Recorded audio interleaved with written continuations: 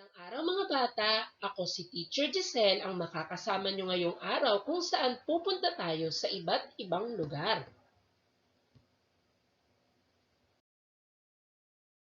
Ang paksa natin ngayon ay may pamagat na ako at ang aking mga karanasan. Sa araling ito, ikaw ay inaasahang makakapagbahagi ng iyong sariling karanasan tungkol sa pamilya, paboritong pagkain o alagang hayop. Bawat tao ay may kanya-kanyang karanasan. Maaaring ito ay masaya o malungkot.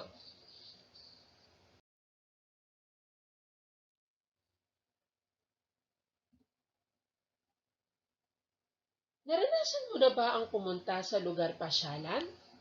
O kaya ay magpunta sa lugar na may magagandang tanawin kasama ang iyong pamilya?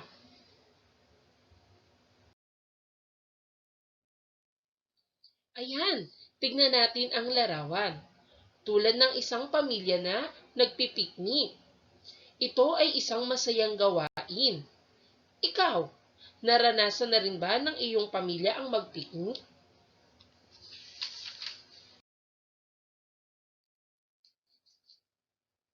Mga bata, ako ay may iba't ibang larawan ng lugar na ipapakita. Halika, samahan niyo kong kilalanin ang mga ito. Mga bata, kayo ba ay pamilyar sa lugar na ito? Alam mo ba kung ano ito? Tama, ito ay tinatawag na parke. Ang parke ay isang lugar pasyalan kung saan maaaring magpiknik ang buong pamilya.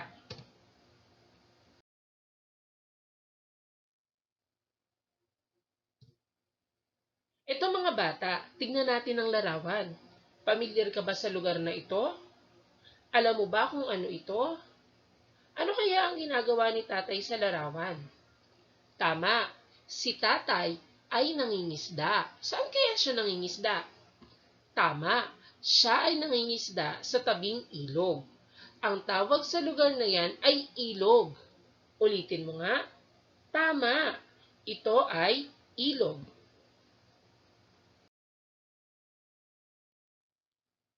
Ayan mga bata, saan naman kaya sa palagay niyo pupunta ang batang ito? Tama, ang batang ito ay pupunta sa tinatawag nating kabundukan. Ang kabundukan ay isang mataas na lugar na pwedeng akyatin ng tao. Dito makakakita ng iba't ibang uri ng hayop at iba't ibang uri ng halaman.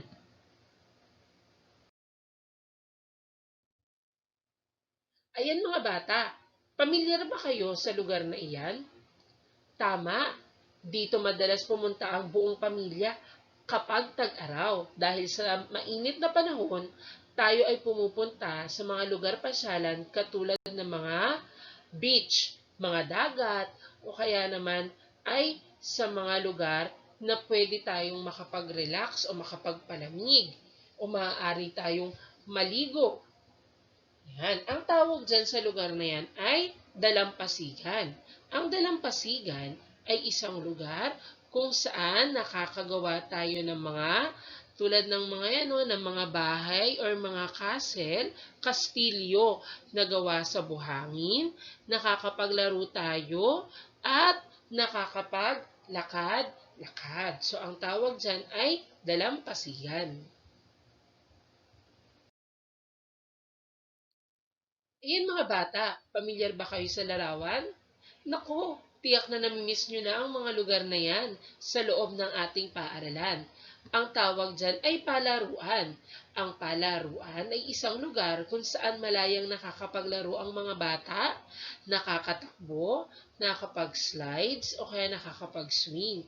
Tama, ang palaruan ay maaaring makita sa loob ng pamayanan o kaya naman ay sa loob ng ating paaralan. Ikaw, na-miss mo ba ang palaruan sa loob ng ating paaralan?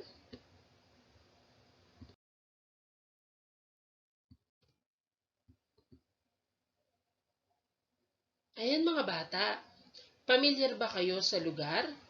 Tama, ito ay isang uri ng kalupaan kung saan makakakita tayo ng mga puno at iba't ibang uri ng tanim na gulay. Ito ay tinatawag na bukid. Hindi lamang mga gulay ang maaari nating makikita sa tinatawag na bukid. Maaaring meron din ditong mga hayop na inaalagaan tulad ng kalabaw na ginagamit sa pagsasaka, tulad ng baka, kambing, ng kabayo, at iba pang hayop na maaaring makatulong natin sa bukid.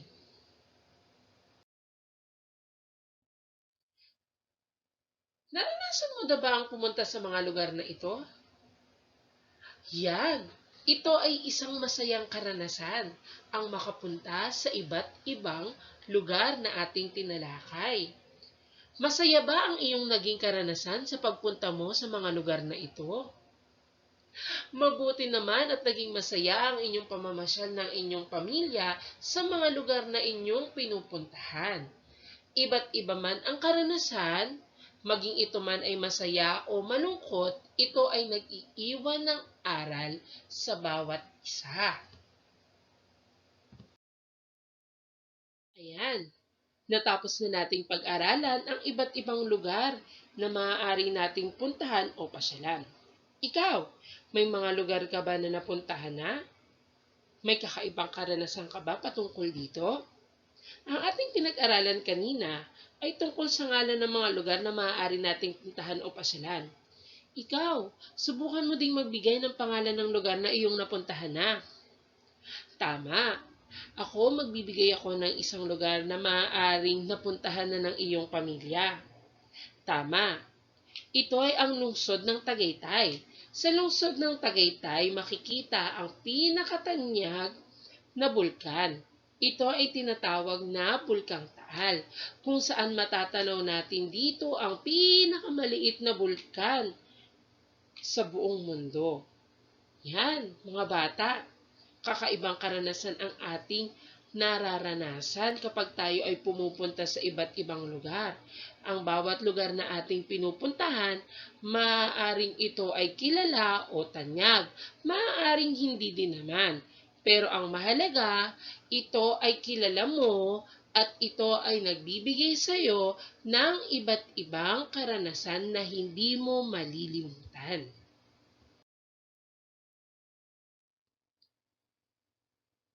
Ayan mga bata, sa inyong kwaderno sa MTB, magdikit ng 4 na larawan ng mga lugar na maaaring napuntahan o napasyalan nyo na.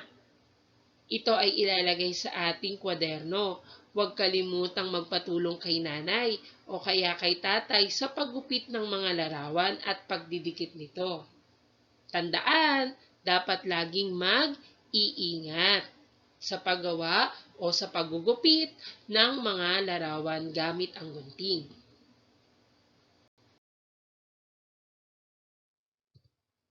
Ayan mga bata, dito na nagtatapos ang ating talakayan tungkol sa iba't ibang lugar na ating napuntahan at sa pagbabahagi ninyo ng inyong mga naging karanasan.